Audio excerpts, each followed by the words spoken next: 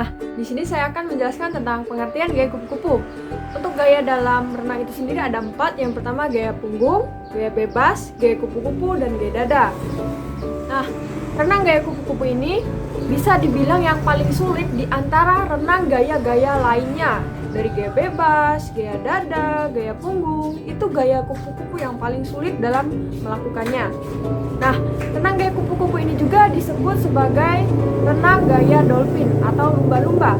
Mengapa? Karena tendangan pada renang gaya kupu-kupu mirip seperti ekor lumba-lumba atau tendangan lumba-lumba.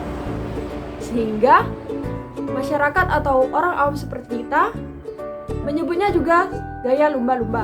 Nih, pada awalnya gaya kupu-kupu merupakan variasi dari gaya dada. Nah, ini berarti membuktikan bahwa gaya dada lebih duluan ketemu daripada gaya kupu-kupu. Untuk menyimak lebih lengkap tentang teknik, cara, gerakan tungkai, gerakan lengan, dan koordinasi ke semua gerakan tersebut, mari kita simak video teman-teman yang berikutnya. Untuk berenang gaya kupu-kupu bagi posisi dan postur tubuh yang sangat penting itu agar gerakan gaya kupu-kupu menjadi efisien saat berada di dalam air. Pastikan tubuh Anda itu tetap rata dalam posisi terungkup. Usahakan posisi tubuh sejajar dan sedekat mungkin dengan permukaan air. Selain itu, dalam bentuk teknik renang ini adalah juga perlu memperhatikan postur dan gerakan tubuh seperti yang pertama itu tubuh akan membentuk gerakan gelombang selama berenang dengan gaya kupu-kupu, dan yang kedua gerakan gelombang akan dimulai dari kepala, kemudian diikuti oleh bagian dada, pinggul, hingga kaki. Hal ini perlu dilakukan secara berirama hingga membentuk satu gelombang berbentuk huruf S. Dan yang ketiga, posisi kepala bervariasi, yakni tempat di bawah air saat membuang nafas dan dagu menempel pada permukaan air sambil menarik nafas. Nah, itu adalah posisi dan postur tubuh pada saat renang gaya kupu-kupu.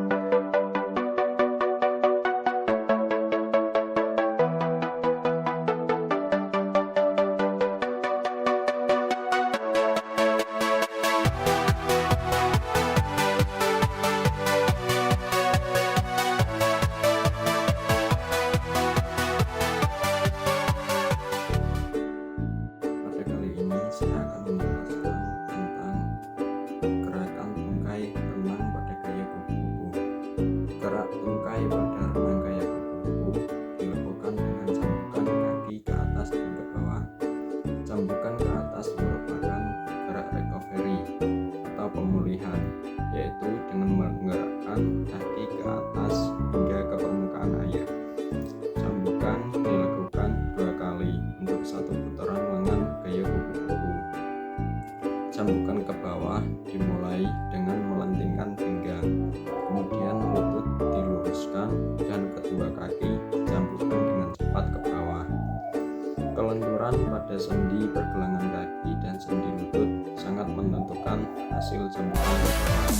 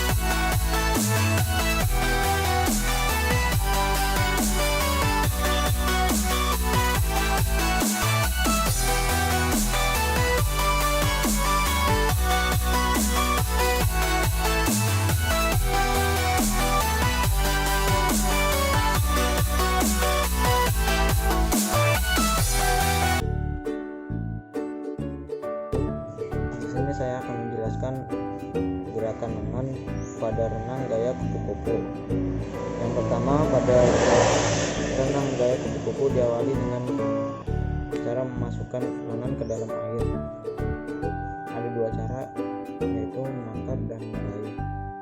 Yang satu, menangkap. Gerakan diawali setelah lengan dimasukkan ke dalam air, lengan digerakkan keluar, lalu dilanjutkan dengan gerakan menangkap. Gerak ini bersamaan dengan gerak cambukan ke bawah yang pertama. Yang kedua, meraih.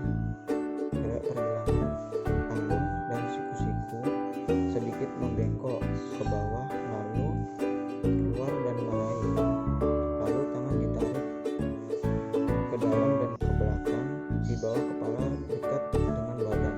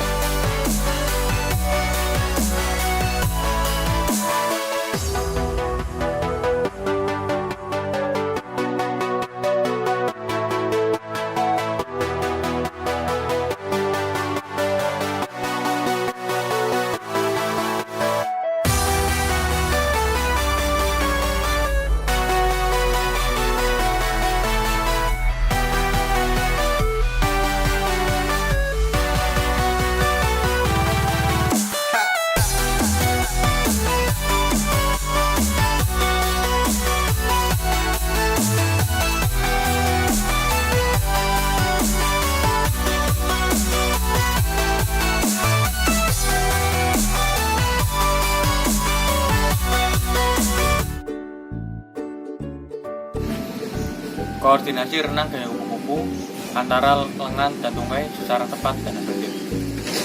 Ketika kedua lengan masuk ke dalam air, kepala menunduk dan kedua kaki melakukan tendangan yang pertama dengan keras. Ketika tangan menarik dalam posisi telapak menghadap ke dalam, kedua kaki rileks dan melakukan gerakan secara bergantian. Pada saat tangan mencapai akhir dorongan keluar, kaki siap melakukan tendangan yang kedua dengan meluruskan kaki. Mulut sampai pada permukaan air untuk melaksanakan pernapasan, dan gerakan tersebut dilakukan secara berulang-ulang. Tempo yang dilakukan dalam melakukan tendangan dan lengan yaitu tendangan dilakukan 2 kali, dan salah satu tendangan tersebut dibarengi dengan gerakan lengan dan pernapasan.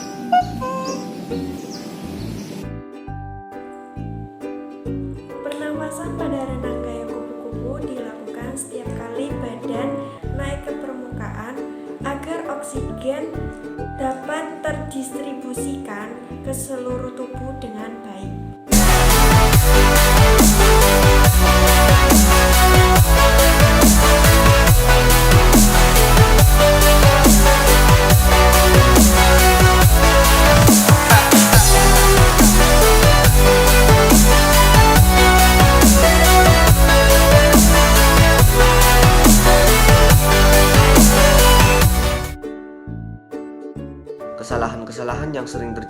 Kesalahan yang sering terjadi ketika gerak renang gaya kupu-kupu seperti sikap badan kaku, badan tidak streamline,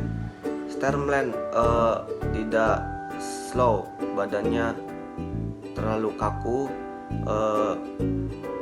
gerak anggota badan yang miring ke kanan dan ke kiri, cara ayunan tangan atau kaki yang kurang pas, kemudian ada kaki atau badan yang kurang rileks dan seimbang, dan tidak diikuti gerakan lanjutan. Seperti itu kurang lebih kesalahan-kesalahan dalam berenang gaya kupu-kupu. Manfaat renang gaya kupu-kupu. Yang pertama, membakar kalori. Renang gaya kupu-kupu adalah gaya renang yang paling banyak membakar kalori. Berenang dengan gaya ini selama 30 menit diketahui mampu membakar sekitar 450 kalori. Jika dilakukan dengan rutin dan diiringi dengan pola makan yang sehat, gaya kupu-kupu bisa efektif menurunkan berat badan. Yang kedua, melatih otot tubuh. Saat melakukan renang gaya kupu-kupu, Anda membutuhkan kerjasama dari berbagai otot untuk bisa terus bergerak dan menjaga keseimbangan di dalam air. Gerakan ini bermanfaat untuk mengencangkan sekaligus membentuk otot-otot tubuh, terutama otot lengan, dada, perut, dan punggung. Peraturan perlombaan renang gaya kupu-kupu. Dalam sejarah renang ada juga renang gaya kupu-kupu. Gaya ini juga sering disebut sebagai gaya lumba-lumba. Posisi dari renang ini adalah badan yang menghadap ke permukaan air dengan kedua tangan ditekankan ke bawah bergantian dengan kedua kaki secara bersamaan. Gerakan ini mirip dengan gerakan lumba-lumba ketika berenang. Pada peraturan perlombaan renang gaya kupu-kupu, perenang melakukan posisi start di atas balok start pinggiran kolam. Badan membungkuk ke arah air dan lutut sedikit ditekuk. Untuk aturan lainnya, tidak pula diperbolehkan menggunakan aneka macam atribut yang mempercepat laju renang. Perlombaan dimulai setelah aba-aba diberikan oleh wasit yang bersangkutan. Peserta sangat mungkin mengalami diskualifikasi jika mengganggu perenang lain dan terbukti melakukan kecurangan dalam perlombaan.